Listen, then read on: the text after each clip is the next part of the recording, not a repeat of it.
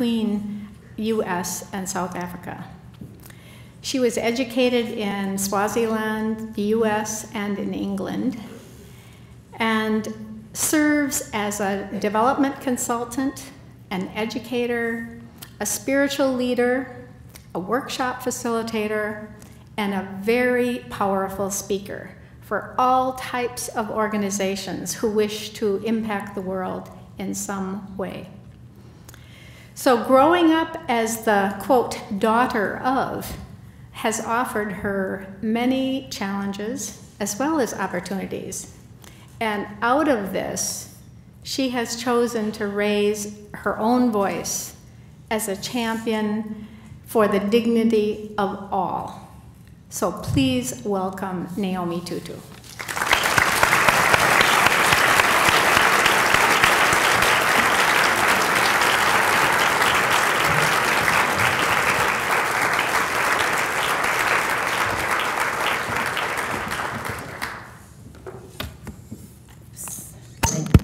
Whoa, okay. Managed to destroy the microphone. Is that supposed to be on there? It's still okay? If I let it drop? It's all right? Okay. Good afternoon. Oh, whoa. We need some work. Maybe we need to dance now and wake people up. Good afternoon. Good afternoon. Thank you. Thank you.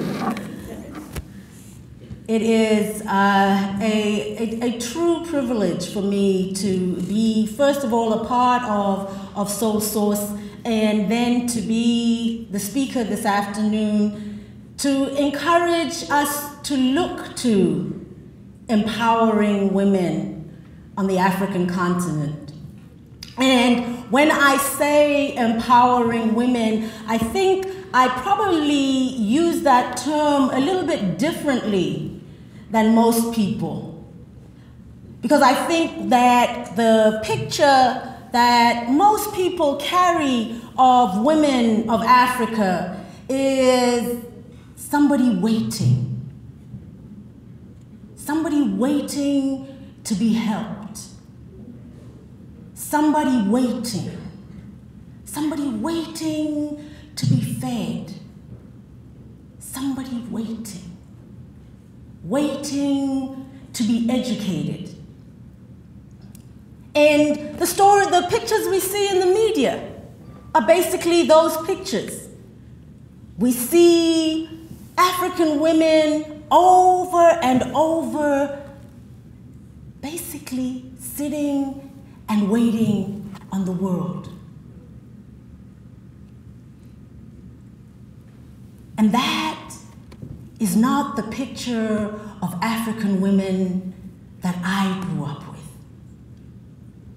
I grew up in the shadow of women like Albertina Sisulu, who had her husband on Robben Island and herself in and out of prison,